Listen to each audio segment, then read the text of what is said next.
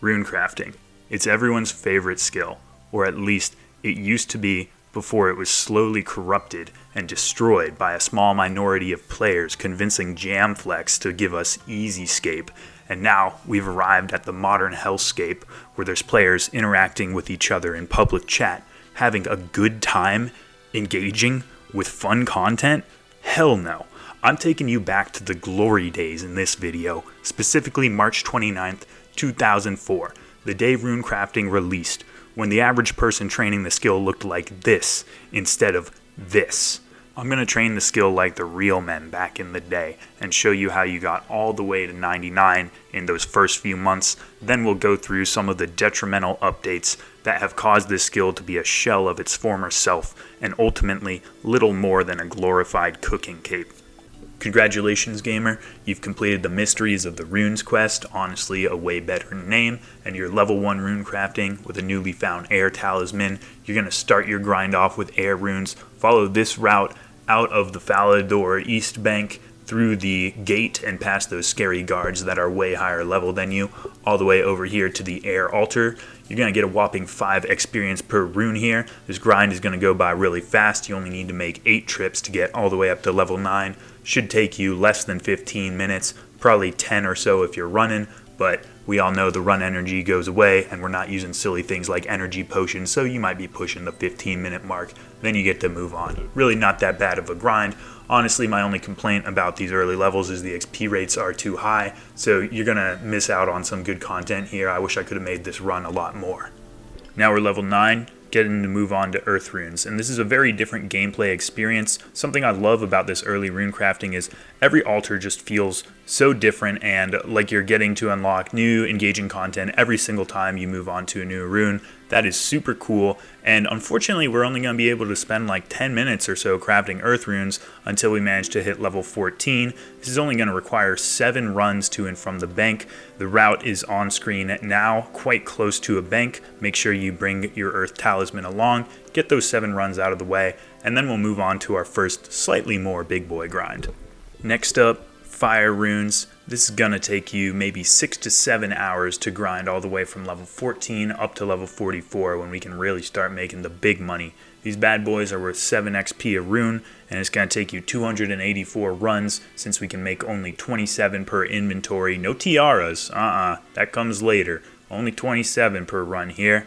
And there's also no Ring of Dueling, so you gotta make the run. I did time it out. Al-Kharid Bank is a little bit faster than using the Dual Arena Bank, but it would be kind of fun to see people getting crushed and scammed on every single route, so you may determine like the extra couple seconds could be worth it. Regardless, it's gonna take you 284 back and forth. Let's assume you're using my route. This is how you're gonna be doing it, and I'll see you at 44 for the real fun stuff. You've reached level 44, you are officially an elite level runecrafter, and you can make natures, the big bank. Once you're done with this grind, you are going to be so filthy rich that you can't even process it. Now, you're going to be making this run 392 times to get from level 44 to 54, but don't worry, I know that's a low number. You're going to come back at 91. When you've unlocked double natures, and then you're going to do another 29,329 runs, and by that point you'll be 99. The small 44 to 54 grind, it's only going to take you about 30 hours. It's not really enough to experience the content, but fortunately you do get to come back for those doubles, and you're going to be earning 9 experience per nature rune here. Something I really like about this game is that the gap between levels for experience scales exponentially, but your experience per rune is only a linear scale because air runes are worth 5, natures are worth 9, so you really get to spend time engaging with that high level content, immersing yourself in the different ways that you could potentially run to these different altars. And up on screen now you can see that route that you're going to be able to know very intimately during this process. You can see why back in the day some bad actors formed that running culture where they would just trade other players and kind of cheat the system. You're not like that. You're an honorable 2004 player, putting in the footwork. You are making the journey every single time, there and back again, Hobbit style. No Karamja gloves to teleport you one half of the way. Those things don't exist. You are going full force every single time. Now you will get that little change of scenery between levels 54 and 91 to come over here and do some law runes in between the double nature grind. Laws were worth more than nature, so it just makes sense until you hit the double. They're also 10 XP a rune, so you're going to be getting stuff a little bit quicker here. Actually the fastest XP per rune of any grind we're doing, but we want the money. We got to go back for those natures once we hit that double. You're going to be taking this route all the way over to Intrana and then into the Law Altar. Overall, it's going to take you about 710 hours because these are roughly 2-minute runs. Fortunately, you do get to use an Amulet of Glory here. They did exist back in the day, actually. They came out before Runecrafting, so you do get to teleport here, and we're going to assume you're smart enough to use some of your profit to use those teleports. Other than that, not really too much to talk about. It's just another long run, but there's something magical about those long runs, you know? They never grow old. And that's why it's so sad to see what runecrafting has become. So now let's take a moment to look back at how this skill got slowly ruined over time. Flash forward now to June 13th, 2005. Runecrafting has been a part of the game for a little bit over a year, and Jagex is sick and tired of having such a perfect skill on their hands. So what do? They bring out the Firing Squad. In a single dark day of RuneScape history, 3 updates came to Runecrafting that changed the skill forever. First off, the Abyss. Now you can get to every single altar via a single route, killing off the diversity of the landscapes and the altars that we used to experience. But that wasn't all. They also brought out pouches, which effectively increased the number of runes you could hold from 27 all the way up to 54 per run, immediately halving the number of total runs you needed to get to 99 and crushing the value of the grind overall. But to top it all off, they also brought out Tiaras. Even if you want to live in the spirit of the true runecrafting skill, you don't even need a talisman anymore if you're making the old runs. You just throw this on your head, don't have to use anything on the altar, you just get to walk right in, and you don't need to use the inventory space, so you get an extra essence, again, ruining the hard work required for this skill. And I wish I could say they were done there, but oh no, we're just getting started. That's because just a little bit over a year later, July 11th, 2006, we got Fairy Tale Part 2, and you know what came with that? The fairy rings and a quicker way to get to the nature altar. Now, what used to be almost a 5-minute run back and forth between Shiloh Village is only 2 minutes, and that's assuming you're running back to Xanaris. It's even faster if you pull out the teleports. It's really sad to see how much the skill has declined at this point, but I will say, even though the runs are quicker, it still does resemble its old self a bit. You are going to altars, using essence to make runes, so there's still something to be said for that. Unfortunately though, once we leave RuneScape 2 and fast forward to our current old school RuneScape, Jagex wasted no time picking up where they left off and savaging this skill even more. I speak of course of the release of Zaya and Blood and Soul Runecrafting now.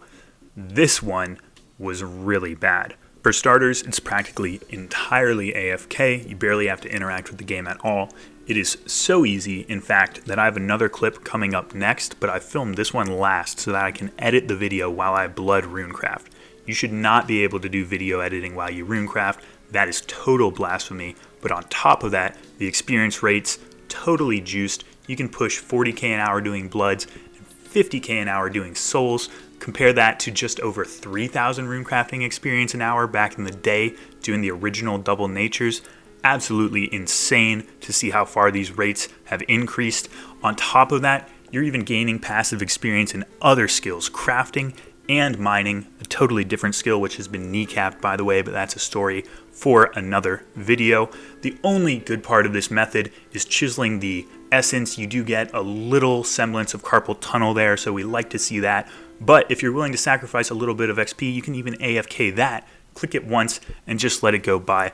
Overall, it's just absolutely disgusting. I can't believe they added this to the game, and I really would have thought this would have been the end, but no.